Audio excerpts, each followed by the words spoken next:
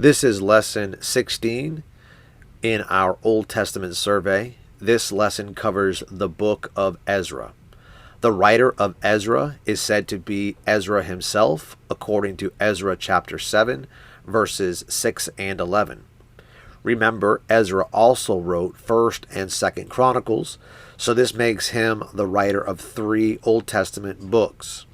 The date of the writing is around 450 BC, which means that the events found in the Book of Ezra, which run from 536 BC to 457 BC, Ezra did not witness them all personally, but he did make use of the documents that told of these events. The Book of Ezra contains almost all of the known history of the Jews between 536 BC and 457 BC. Ezra comes to Jerusalem in chapter 8, right around 457 BC. Now, the book of Ezra is written in 2 different languages. The first is Hebrew, and the second is Aramaic. The chapters and verses said to be written in Aramaic are chapter 4, verse 8, through chapter 6, verse 18, and chapter 7, verse 12, through chapter 7 and verse 26. Ezra has 10 chapters, 280 verses, and 7,440 words. Now, at the end of 2nd Chronicles, we saw that it ended with a command for the Jews to go up and build. And sure enough, in chapter number 1, verses 1 to 3, we find the Gentile king of Persia named Cyrus decreeing just that. The Bible says in Ezra chapter 1, verse 1, "Now in the first year of Cyrus king of Persia, that the word of the Lord by the mouth of Jeremiah might be fulfilled, the Lord stirred up the spirit of Cyrus king of Persia, that he made a proclamation throughout all his kingdom, and put it also in writing, saying, Thus saith Cyrus king of Persia, the Lord God of heaven hath given me all the kingdoms of the earth, and he hath charged me to build him a house at Jerusalem, which is in Judah. Who is there among you of all his people? His God be with him, and let him go up to Jerusalem, which is in Judah, and build the house of the Lord God of Israel. He is the God which is in Jerusalem."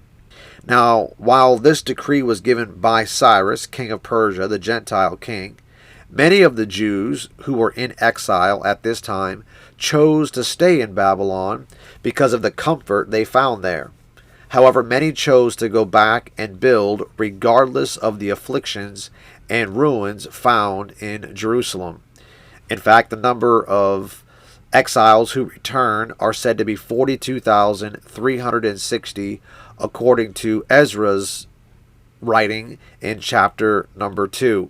When the exiles return to Jerusalem, they find that their temple and the buildings are in complete ruins, and there has to be a complete rebuilding of the city, starting with the house of God.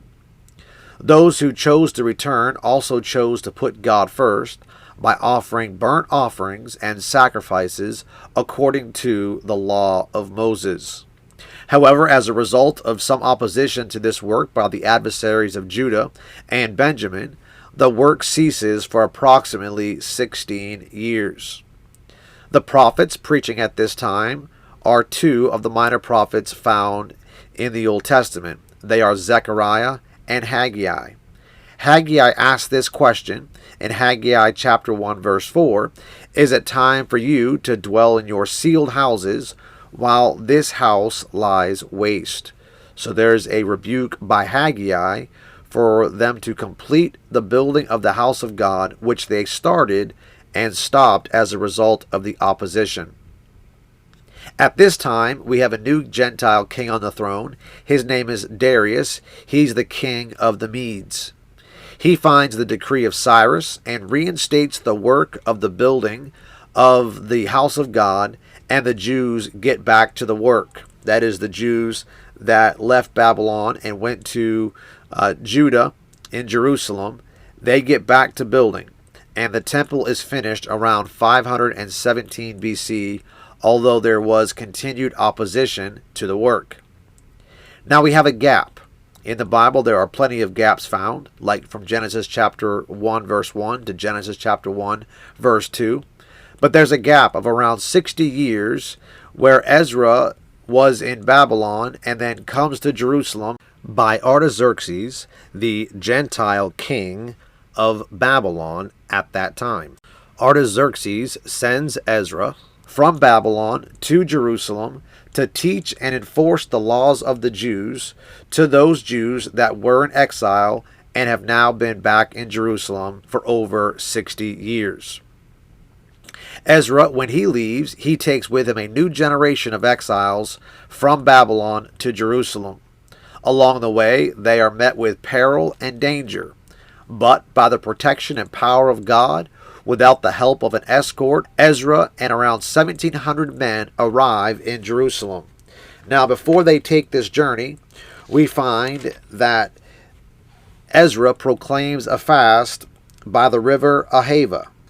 In Ezra chapter 8, verse 21, "Then I proclaimed a fast there at the river of Ahava, that we might afflict ourselves before our God, to seek of him a right way for us, and for our little ones, and for all our substance. For I was ashamed to require of the king a band of soldiers and horsemen to help us, because of the enemy in the way. Because we had spoken, saying unto the king, saying, The hand of our God is upon all them for good that seek him, but his power and his wrath is against all them that forsake him. So we fasted and besought our God for this, and he was entreated of us."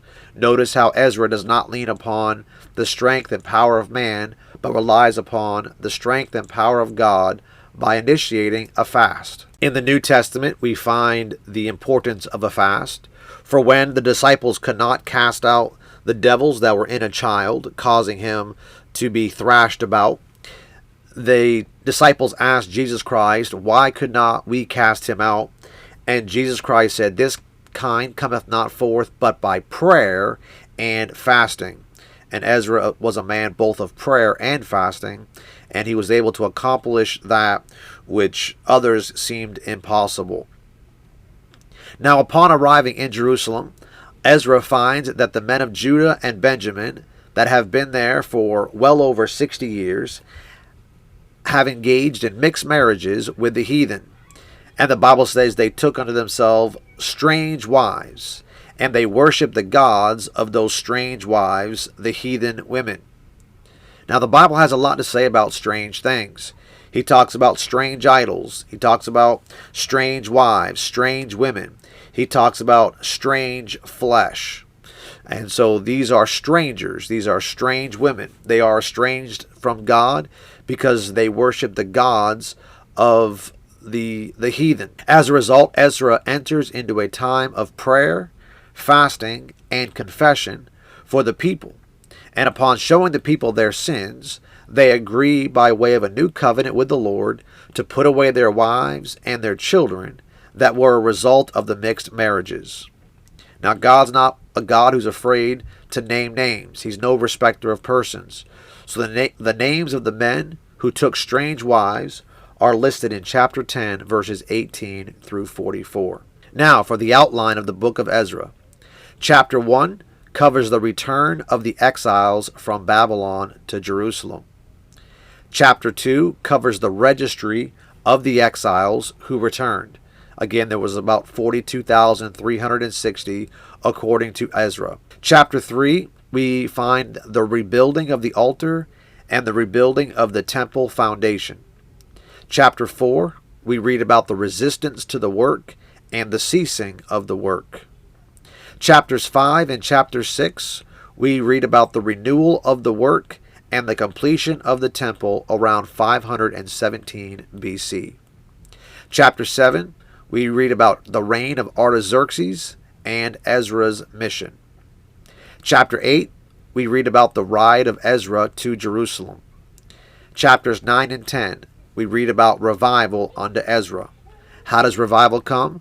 Revival came by Ezra's prayer in chapter 9 and Ezra's preaching in chapter number 10. In chapter 10, the last chapter, we read about the reinstatement of segregation as a result of the mixed marriages, the confession, and the repentance and separation as a result. All right, lessons that can be learned from the book of Ezra are as follows. Number one, God can use any leader at any time, even a Gentile heathen leader, to accomplish his purpose and his will. He even uses the Antichrist during the time of the Great Tribulation. God offers both rebuke and exhortation to his people. We read about that in the preaching of the word in 2 Timothy chapter 4. Opposition will always be present when trying to serve the Lord and living right. The Bible says, yea, and all that live godly in Christ Jesus shall suffer persecution. Fear of the opposition will keep you in bondage, while God desires for you to move forward in liberty. The Bible says in Galatians chapter 5 verse 1, stand fast therefore in the liberty wherewith Christ hath made you free, and be not entangled again in the yoke of bondage. Number 5, some are content with the standards of the pagan world. The Bible says that we are not to love the world, neither the things that are in the world. Others are content in leaving the world for a life of opposition in service to God. We read about those types of men and women in Hebrews chapter 11. And then lastly, revival comes as a result of faith. Why? Because the Bible says without faith it is impossible to please him. All right, that's the book of Ezra, and may God bless.